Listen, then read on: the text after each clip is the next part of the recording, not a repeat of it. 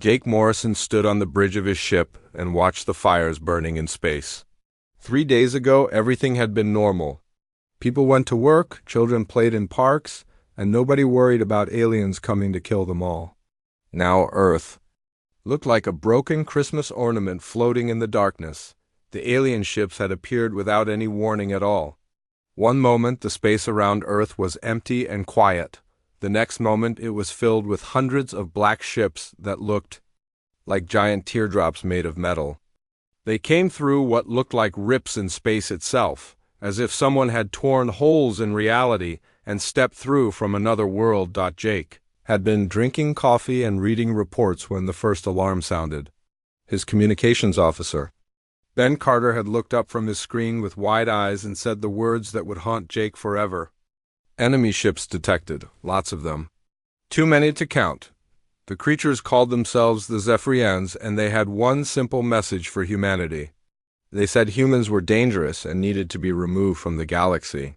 They said it was nothing personal, just business. They said they had done this many times before to many other worlds, and it was always for the greater good. Jake had tried to talk to them, tried to reason with them, tried to offer them anything they wanted if they would. Just leave Earth alone. The Zephyrians had listened politely and then started shooting. Their weapons were unlike anything humans had ever seen.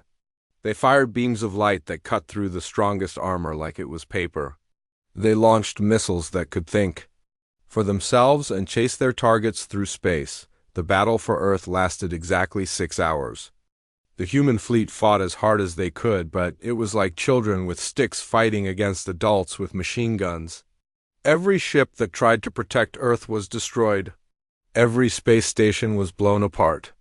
Every orbital defense platform was reduced to floating scrap metal. Lisa Grant had been on Luna Base when the attack started. She was a captain in the Earth Defense Corps, and she knew immediately that Earth was going to lose this fight. She started evacuating the base right away, loading people onto transport ships and sending them away from Earth as fast as possible. The Zephyrians were not just superior in technology. They were smart and careful, and they had planned this attack for a long time. They knew exactly where every human military base was located. They knew exactly how many ships Earth had and what weapons they carried. They had studied humanity like scientists studying insects, but they had made one mistake. They had studied human military power and human technology in human cities. They had not studied what humans did when they were angry. They had not studied what humans did when someone tried to kill their families. They had not studied what humans did when they had nothing left to lose. Maya Rodriguez was a scientist who studied alien life forms. She had been working at the Deep Space Research Center when the attack began. As the Zephyrian ships rained death down on Earth, she collected every piece of alien wreckage she could find. She studied their weapons and their armor and their computer systems. What she learned made her blood run cold. The Zephyrians were not just conquerors, they were exterminators. They traveled from world to world, removing species they considered dangerous or disruptive. They had done this dozens of times before. They had wiped out entire civilizations and felt good about it. The Zephyrians believed they were making the galaxy a better place by removing chaotic species like humans. They thought they were heroes. They thought they were saving the universe from dangerous creatures who might someday threaten galactic peace. As the transport ships fled Earth carrying the few survivors, Jake Morrison made a promise to himself. The Zephyrians thought they had won. They thought they had destroyed humanity. They thought they could move on to their next target and never worry about Earth again. They were wrong. Humans had survived ice ages and plagues and wars and disasters that would have destroyed other species. They had climbed out of caves and built cities and reached for the stars. They had never given up, and they were not going to start now. The Zephyrians had made the biggest mistake of their long lives. They had left some humans alive. They had underestimated what those humans would do next. They had declared war on a species that had spent thousands of years learning how to fight and survive and never surrender. Jake looked at the burning remains of Earth and made a silent vow. The Zephyrians would pay for what they had done. They would learn what it meant to face humans who had nothing left to lose. They would discover that sometimes the prey fights back and sometimes the prey wins. The war was just beginning. Ryan Brooks crawled out of the underground bunker and looked at what used to be Colorado. The mountain above him was mostly gone now, turned into a pile of melted rock and twisted metal. But the deep parts of Norad had survived, buried so far. Underground that even alien weapons could not reach them, the air tasted like ash and burning metal. The sky was the color of old blood. In the distance he could see the glowing craters where Denver and Colorado Springs used to be. Everything looked like the surface of a dead planet. Ryan was a colonel in the United States Army, and he had been in the command center when the aliens attacked. He had watched on the big screens as cities around the world disappeared in flashes of light. He had listened to the radio reports from military bases as they went silent one by one. He had seen the end of the world happen in real time, but he was still alive, and that meant the war was not over. Deep underground, protected by tons of rock and concrete, some of the military command centers had survived. The aliens had been thorough, but they had not been perfect. They had left loose ends, and loose ends had a way of causing problems. Nicole Stevens was hiding in the Australian desert with 37 other survivors. She had been a captain in the Earth Defense Corps before the attack. Now she was learning how to be something else entirely. She was learning how to be a ghost. The Zephyrians had landed troops on Earth after their ships finished bombing the cities. The alien soldiers were tall and thin with gray skin and 4 arms. They moved through the ruins looking for survivors. When they found humans hiding in basements or caves, they killed them quickly and efficiently, but Nicole had been trained for this kind of warfare. She knew how to hide in places where the aliens would not think to look. She knew how to move without being seen. She knew how to kill enemies who thought they were safe. The aliens had made another mistake. They thought the war was over, so they had sent most of their ships away to attack other worlds. Only a few hundred alien vessels stayed behind to watch. Earth, they thought a few hundred ships was more than enough to guard a dead planet. Kevin Park was working in a laboratory that used to be under the city of Chicago. The lab was part of a secret government project that had been developing new weapons. The project had been canceled years ago, but the lab was still there. Hidden beneath the ruins of the city above. Kevin was a physicist who understood how energy and matter worked at the smallest levels. He had been studying the pieces of alien technology that had fallen from the sky during the battle. The alien ships used science that was far ahead of human knowledge, but science was science. The same rules applied everywhere in the universe. The alien weapons were incredibly powerful, but they followed patterns that Kevin could understand. Their ships had shields that could stop bullets and lasers, but the shields worked by bending space around the ship. If you understood how they bent space, you could figure out how to break the shields. Ashley Turner was on Europa Station, one of the research bases that orbited Jupiter. The station was so far from Earth that the aliens had not bothered to attack it. They thought it was just another useless human outpost that would die on its own without supplies from Earth. Ashley was an engineer who knew how to take things apart and put them back together in new ways. When the attack happened, she had been working on a project to study alien artifacts that had been found in deep space. Now she was using those same skills to study the wrecked alien ships that had been floating in space since the battle. The aliens had left their dead behind because they thought humans were too primitive to learn anything useful from alien technology. They were wrong about that too. Ashley and her team were learning very quickly. Ryan used encrypted radio signals to contact the other survivors. The signals were designed to look like natural space radiation, so the aliens would not notice them. Slowly, carefully, the scattered groups of humans began to talk to each other. Nicole organized the survivors in her area into small teams. Each team had a specific job. Some teams gathered supplies and weapons. Other teams watched the alien patrols and learned their patterns. A few teams practiced attacking alien outposts and then disappearing before reinforcements could arrive. The Zephyrians had conquered many worlds, but they had never fought an enemy like this. They had never fought an enemy that refused to surrender. Even after losing everything, They had never fought an enemy that got stronger and more dangerous as the fight went on. The aliens thought they were occupying a dead world. They did not know that the world was full of ghosts who were planning their revenge. Kevin Park stared at the numbers on his computer screen and felt his heart start beating faster. He had been working in the underground lab for 3 months now, studying every piece of alien technology he could find. The work was slow and dangerous, because one mistake could kill him and everyone else in the lab, but today he had found something that changed everything. The alien ships were not just individual vessels flying through space. They were all connected to each other through something called quantum entanglement. Every ship in the Zephyrian fleet was linked to every other ship through invisible threads that moved faster than light.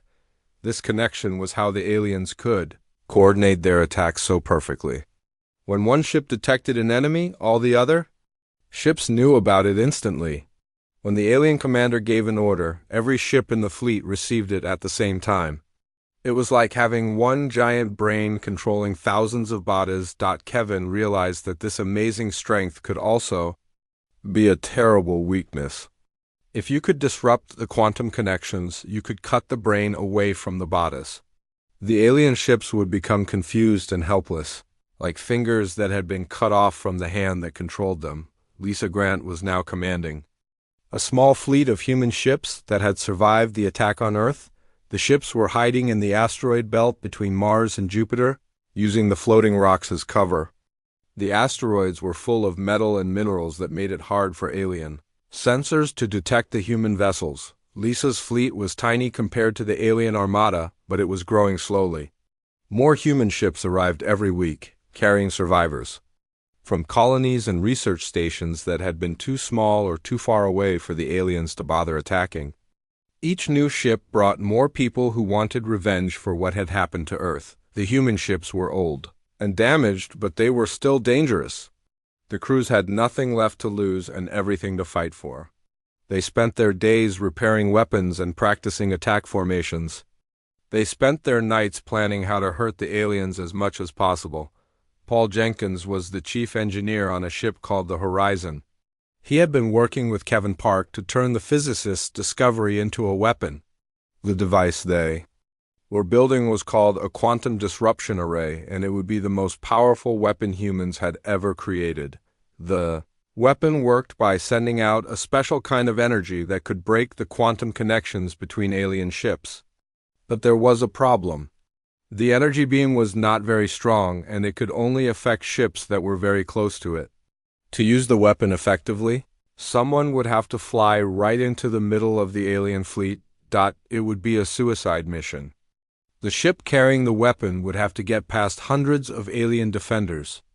It would have to survive long enough to get close to the main alien command ship, and then it would have to stay alive long enough to fire the weapon. The chances of success were very small. Maya Rodriguez had been studying the aliens themselves, trying to understand how they thought and why they acted the way they did. She had learned that the Zephyrians were not really individual creatures. They were more like cells in a giant organism that shared one collective mind. The aliens had been traveling through space for thousands of years, removing species that they considered dangerous or disruptive. They had destroyed entire civilizations, and they felt good about it. They believed they were making the galaxy a safer and more peaceful place, but this collective thinking also made them predictable. Maya had studied the records of all their previous attacks, and she had found a pattern. Zephyrians always came back to finish the job. They never left a world half destroyed. They always returned exactly 1 year after the first attack to make sure nothing was left alive. Maya calculated that the aliens would return to Earth in 9 more months. They would bring an even bigger fleet this time, designed to sterilize every remaining trace of human life. They would check every cave and every bunker and every hiding place. They would make sure that Earth was completely dead, but Maya also realized that this predictability could be used against them. If the humans knew exactly when and where the aliens would return, they could be ready. They could prepare a trap. They could turn the aliens' own plan against them. The news spread through the human resistance like wildfire. They had 9 months. to prepare for the final battle. 9 months to build weapons and train soldiers and gather every ship they could find. 9 months to get ready for humanity's last stand. It would not be easy. The aliens were still much stronger, and they had better technology. But for the first time since the attack, humans had hope. They had a plan, and they had a weapon that could actually hurt their enemies. The countdown to revenge had begun. Marcus Webb floated in the command center of a hollowed-out asteroid and watched the reports coming in from across the solar system. The asteroid looked like just another piece of space rock from the outside, but inside it was buzzing with activity. Hundreds of people worked around the clock building weapons and ships and preparing for the war that would decide humanity's fate. Marcus had been a general in the Earth Defense Forces before the attack. Now he was something else entirely. He was the commander of humanity's ghost army, the leader of people who were supposed to be dead but refused to lie down and die quietly. The past 9 months had been the busiest time in human history. Hidden. Factories and asteroid mines worked day and night producing new ships and weapons. Underground facilities on Earth trained soldiers in zero-gravity combat and alien hunting tactics. The far side of the moon had been turned into a massive military base that was invisible to the alien occupation forces. Danny Foster was supervising the construction of the human fleet's new flagship. The ship was called the Retribution, and it was built from a mixture of human engineering and stolen alien technology. It was designed for one purpose only: to carry the quantum disruption array into the heart of the enemy fleet and fire it at the alien command ship. The Retribution was not the biggest ship in the human fleet, but it was the most important. Its hull was made from alien metal that had been salvaged from the wrecks of Zephyrian ships. Its engines used alien power systems that Ashley Turner and her team had figured out how to operate. Its weapons were a combination of human and alien technology that could punch through the strongest defenses. But the most important thing about the Retribution was its crew. Every person on the ship was a volunteer who knew they would not survive the mission. They knew they were flying into certain death, but they had signed up anyway. They wanted to make sure the aliens paid for what they had done to Earth. Kevin Park worked with a team of scientists to make the quantum disruption array as powerful as possible.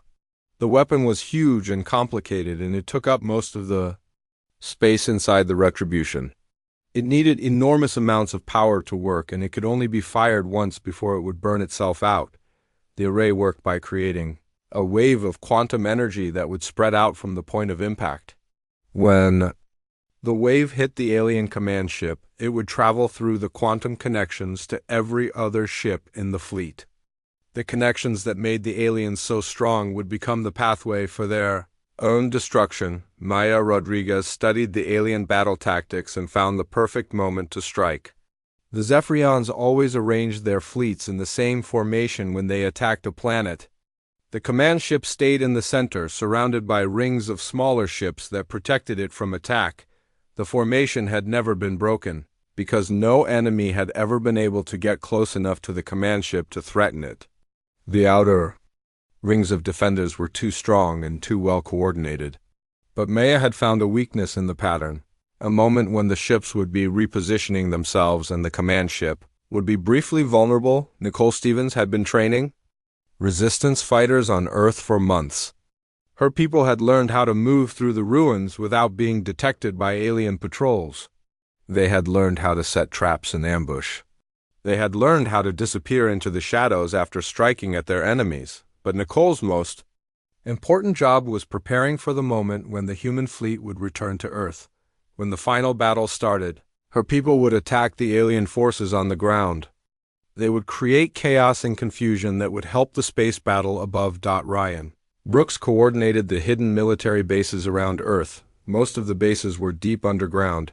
Protected by layers of rock and concrete, they were stocked with weapons and supplies and soldiers who had been waiting for their chance to fight back.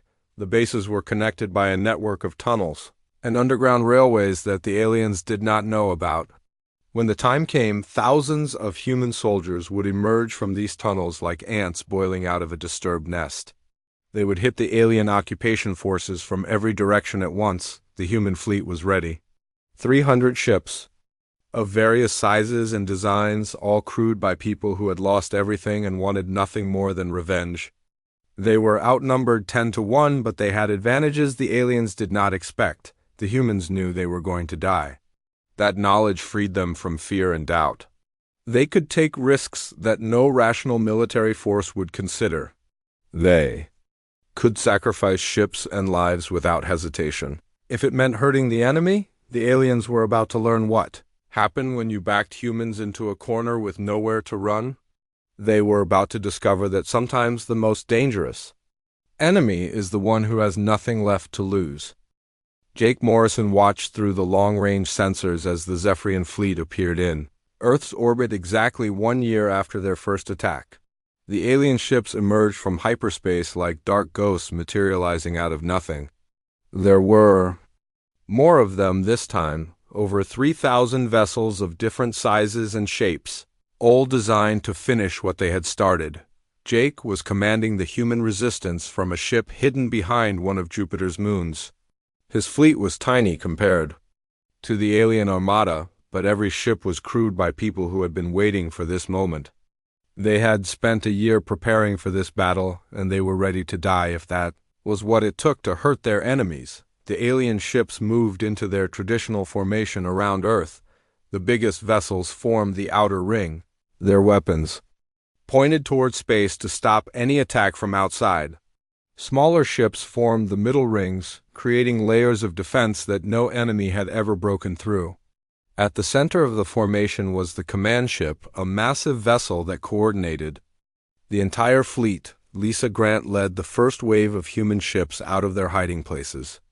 Her vessel was called the Vengeance, and it was loaded with every weapon the humans could build or steal.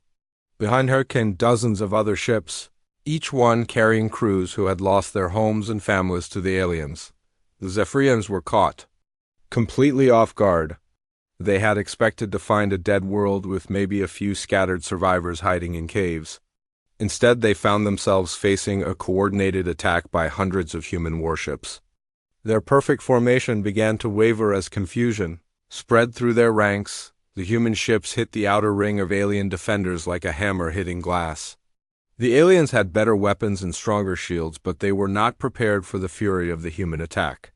The humans fought like wild animals, ramming their ships into alien vessels and detonating their own reactors to cause maximum damage. Nicole Stevens and her resistance fighters struck at the same time on Earth's surface.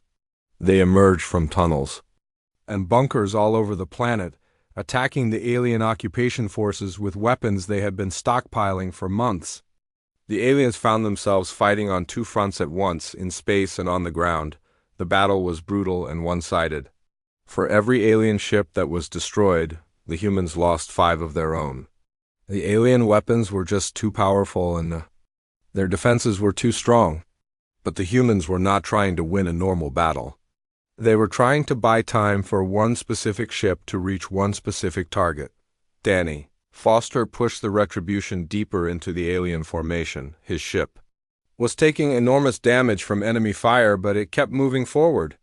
The hull was glowing red-hot from laser strikes, and the shields were failing, but the engines still worked and the weapons still fired. The crew of the Retribution knew they were going to die. They had known it from the moment they volunteered for this mission, but they also knew that their deaths would have meaning. They were going to strike a blow that would cripple the alien fleet and give humanity a chance to survive. Kevin Park was in the weapons bay of the Retribution, preparing the quantum disruption array for firing. The weapon was making strange humming sounds as it charged up, drawing power from the ship's dying reactors. Warning lights flashed all around him as the ship's systems began to fail under the alien bombardment. The Retribution broke through the second ring of alien defenders and headed toward the command ship. The alien vessels were closing in from all sides, their weapons tearing chunks out of the human ship's hull. But Danny kept the ship moving forward, dodging and weaving through the enemy fire. Maya Rodriguez had been right about the alien formation. There was a moment when the ships repositioned themselves and the command ship was briefly exposed. That moment was coming soon, and the Retribution had to be in position to take advantage of it. The alien command ship was enormous. bigger than any human vessel ever built. It bristled with weapons and sensors, and it was protected by the strongest shields in the Zephyrian fleet. But shields worked both ways. If the quantum disruption array could get through the shields, the energy wave would be trapped inside with the ship's quantum communication system. Danny Foster felt the ship shudder as another alien weapon hit the hull. The bridge was filling with smoke and several of his crew were injured, but they were almost there. The command ship was right in front of them, and the moment Maya had predicted was about to arrive. The final phase of humanity's revenge was about to begin. Danny Foster felt the Retribution shake violently as alien weapons tore into the ship's hull. The bridge was full of smoke and sparks and the smell of burning metal. Half of his crew was dead or wounded, but the ship was still moving forward. They were less than a mile away from the alien command ship now, and Kevin Park was ready to fire the quantum disruption array. The alien command ship was the size of a small city, covered with weapon turrets and sensor arrays. It had never been threatened by an enemy attack because no ship had ever gotten this close to it. The Zephyrians were panicking, throwing everything they had at the little human vessel that refused to die. Donnie looked at Kevin through the smoke and gave him a nod. Kevin's hands were shaking as he reached for the firing controls. The quantum disruption array was fully charged and ready to fire. The weapon was so powerful that it would probably destroy the Retribution when it activated. But that did not matter anymore. Kevin pressed the firing button and the universe seemed to hold its breath. The array fired with a sound like reality tearing apart. A beam of pure quantum energy shot out from the Retribution and struck the alien command ship. For a moment, nothing seemed to happen. The beam hit the ship's shields and disappeared. Then, something amazing occurred.